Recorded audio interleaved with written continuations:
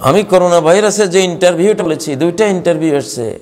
ওরা বলছে চীনে আয়েশা নামী একটা মেয়েকে যখন 3 জন চীনা সৈন্য ধর্ষণ করে, সে চিৎকার করে, তখন তার ঠোঁট 2টা সেলাই করে দেয় ওরা। 2টা সৈনিক পাহারা ছিল, 3টা সৈনিক এই অপকর্মে লিপ্ত ছিল। ওই আয়েশার মৃত্যু হয় সেখানে। তার আত্মচিৎকার আল্লাহ শুনেছেন। তখন আল্লাহ এই করোনা ভাইরাসকে অর্ডার দিয়েছেন, যাও এদের শাস্তি বিধান করো। করোনা ভাইরাস বলছে তখন আমরা এসেছি 2019-এর 23শে অক্টোবর, আল্লাহ নির্দেশ পেয়ে আমরা পৃথিবীতে এসেছি। আমরা এমনি যাব না, পৃথিবীর জনসংখ্যার 7/1 ভাগ কবরে নিয়ে চলে যাব। 850 কোটির মধ্যে 7/1 ভাগ 120 কোটি প্রায়। তারা বলছে আমরা 120 কোটির মতো মানুষ মেরে চলে যাব। ফুল রোড ম্যাপ ওরা দিচ্ছে। মামুন জিজ্ঞাসা করলো, তোমরা চীনে কেন আসলা? সারা বিশ্বের মুসলিমরা নির্যাতিত, ভারতে, তারপরে সিরিয়ায়, ফিলিস্তিনে, রোহিঙ্গা, সারা কাশ্মীরে নির্যাতন তো চলছে, তোমরা চীনে কেন আসলা?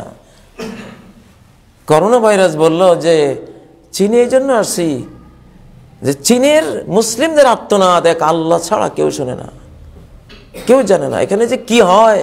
চীনারা বিশাল জেলখানার মতো বিশাল প্রাচীর টানিয়ে শত কিলোমিটারের ভেতরে মুসলমানদেরকে বন্দি করে ওখানে নির্যাতন চালায়।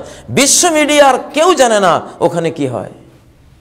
চীনা পুরুষগুলি, মুসলিম পুরুষগুলিকে আরেক জেলে নিয়ে গেছে, মহিলাগুলিকে এক জেলে রেখে দিয়েছে, স্বামীগুলিকে আরেক জেলে, পুরুষ নাই। আর এই চীনা পুরুষগুলো মুসলমান পরিবারগুলিতে ঢুকে ওরা স্বামীর মতো 3 মাস 6 মাস ওদের সাথে থাকে।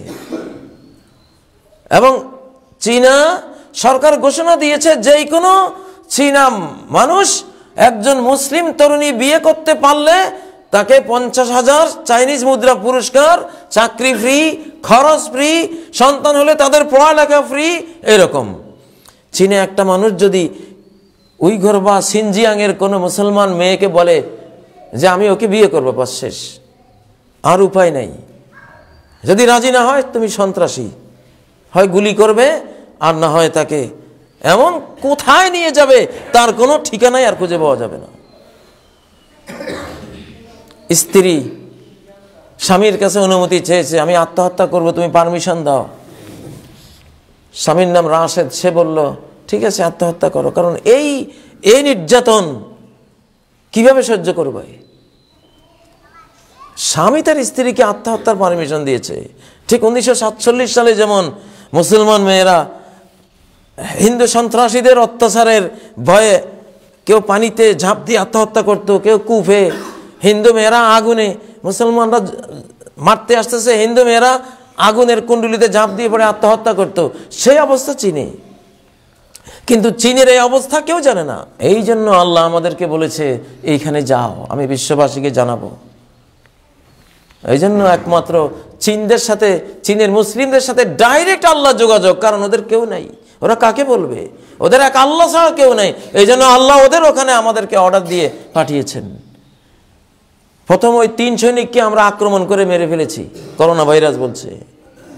তারপরে যে 2 সৈনিক পাহারা দেয় ওদেরকে মেরেছি আমরা, আল্লাহ সোলজার, আল্লাহর বাহিনী। এরপরে যেই ডক্টর ওদের চিকিৎসা করেছে ওদেরকে ওকেও আমরা মেরে দিয়েছি। ভাইরাস বলল এই জাতিটা, এদেরকে মেসাকার করব, থালা বাটি নিয়ে এরা ভিক্ষা করে খাবে। বৌদ্ধ জাতি, চীনের বৌদ্ধ জাতি যারা এই অত্যাচার করেছে, এরা যেখানে আছে আমরা এই জাতিটাকে মেসাকার করে ফেলবো, ভাইরাসগুলি বলছে। তারপরে দক্ষিণ আমেরিকা, সেখান থেকে দক্ষিণ আমেরিকার মধ্যে মেসাকার চালিয়ে এট এ টাইম ইরানকে ধরবো। বাস্তব, স্বপ্নটা পুরো বাস্তব। ইরানে ভয়াবহ অবস্থা। ইরানের পার্লামেন্টারিয়ান এবং মহিলা ভাইস প্রেসিডেন্ট এখন করোনা ভাইরাসে আক্রান্ত, শয়ে মারা যাচ্ছে। ইরানের ভেতরের অবস্থা ভয়ঙ্কর। মামুন প্রশ্ন করলো, তো ইরান তো মুসলিম দেশ, তোমরা কেন ওদেরকে হামলা করলে? ভাইরাস বলছে এরা খাঁটি মুসলিম না, এরা ইসলাম ধর্মটাকেই বিকৃত করে দিয়েছে। এরা হযরত আয়েশাকে গালি দেয়, এরা হযরত আবু বকর সিদ্দিক, ওমর ফারুককে গালি দেয়। এদের ভিতরে অনেক সমস্যা এরা ইসলামে তৈরি করেছে। এগুলো থেকে তওবা না করলে আমরা ছাড়বো না এদেরকে। এজন্য ইরানকে ধরেছে। ইরানের পাশাপাশি গোটা আরব জাহানে আমরা হামলা চালাবো। ঠিকই স্বপ্ন বাস্তব। আরব আমিরাতের যেই প্রেসিডেন্ট মোহাম্মদ বিন জাইদ, উনি এখন করোনা ভাইরাসে আক্রান্ত এবং গোটা আরব জাহান ওমরা বন্ধ। বিশ্ব ইতিহাসে আমাদের স্মরণকালে আমরা দেখিনি কাবা শরীফের চত্বরে কেউ নাই, এক খাঁ করছে। যে কাবা 24 ঘন্টা কোনো জায়গা পাওয়া যায় না ওমরাকারীদের, আজকে সে কাবা দেখলে তো বুক ফাটা কান্না আসে, কেউ নেই। তো যাই হোক, এটা 2.5-3 ঘন্টার একটা ইন্টারভিউ ভাইরাসের সাথে।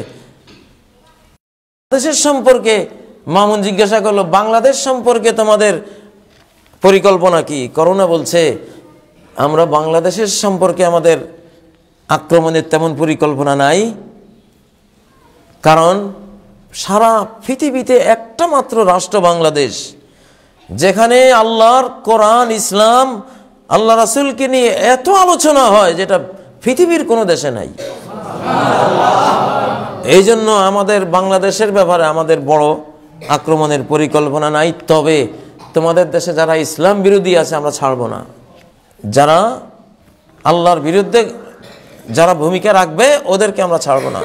এবং তারা জানিয়েছে, বাংলাদেশের মুসলমানদেরকে বলো, ভারতীয় যত অসভ্য চ্যানেল ডিশ লাইন যাতে ডিসকানেক্ট করে দেয়, যদি না দেয় তাহলে সেখানে আমরা আক্রমণ করতে পারি। আমি এটা হাদিসের সাথে মিলে, যখনই অশ্লীলতা বেহায়াপনা কোনো জাতির মধ্যে ছড়াবে, আল্লাহর গজব আযাব সেখানে আসবেই। তো ভাইরাসে যেটা বলছে হাদিসই তো বলছে, ওলা ফাশা জিনা ফি কওমিন ইল্লা ফাশা ফিহিমুল মাউত। কোন কওমের মধ্যে যদি অশ্লীলতা বেহায়াপনা অসামাজিক জিনা ব্যভিচার ছড়ায়, সেখানে মৃত্যুর মহামারী ছড়াবে। এটা তো হাদিস। এটা ভাইরাস থেকে নেওয়ার আগে আমরা হাদিস থেকেই তো নিয়েছি, নবীজিতে বলে গেছেন।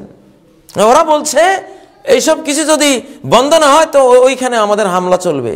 এটা বাংলাদেশের ব্যাপারে কথা। তারা আরো পরামর্শ দিয়েছে যে মসজিদের সভাপতি হবে মসজিদের ইমাম খতিব। সারা বাংলাদেশে তুমি বলে দিও যে ইমাম খতিবরা যাতে মসজিদগুলি নিয়ন্ত্রণ করে, আর যদি বাইরের কেউ মসজিদের সভাপতি হতে চায়, দাঁড়িয়েওয়ালা হবে, আল্লাহওয়ালা হবে, কোরআন হাদিসের জ্ঞানওয়ালা হবে। আল্লাহর এই গজব থেকে বাঁচতে হলে, কারণ সভাপতি যদি পাওয়ারফুল হয়, তিনি গোটা এলাকাকে মসজিদমুখী করবেন, সে ভূমিকা নেবেন, সেটা সম্ভব। এবং বাংলাদেশের ব্যাপারে ওরা বলছে বিদেশ থেকে কোনো বাংলাদেশি যাতে এখন বাংলাদেশে না আসে। ওরা যদি বিদেশে মারাও যায় শহীদি মরণ, তারা যাতে এই দেশে এখন না ঢুকে, এটা বলে দিই। এটা তো হাদিস। ফলা তাহাবাতু আলাইহা, যেখানে নাই, তোমরা যেখানে ভাইরাস আছে, মহামারী আছে, ওখান থেকে নিরাপদ জায়গায় তোমরা যাইও না। এটা তো হাদিস। ওদের কথা আর হাদিসের কথা এক।